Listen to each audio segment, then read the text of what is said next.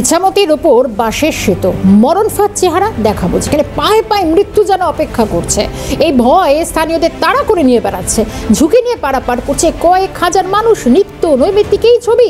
বাঁশের সেতুতে খুলে গিয়েছে পেরেক, নদীতে জল বাড়লে সেতু ভেঙেও পড়তে পারে। তার মানে খুব স্বাভাবিকভাবে একটা বড় সড় দুর্ঘটনা হতে পারে। এই হচ্ছে বাঁশের সেতু, বা এটাকে সাঁকো বললেও ভুল বলা যায় না।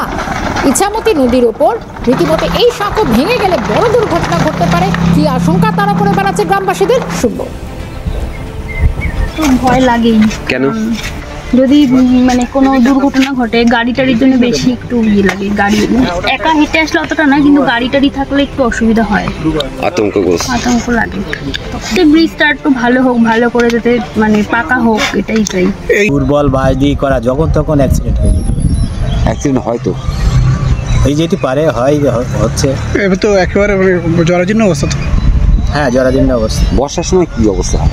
বর্ষার সময় এর চেয়ে আরও খারাপ অবস্থা হয়। আর এই বর্ষার সময় বলে দেখতে পাচ্ছেন না, চট দিয়ে রেখেছে।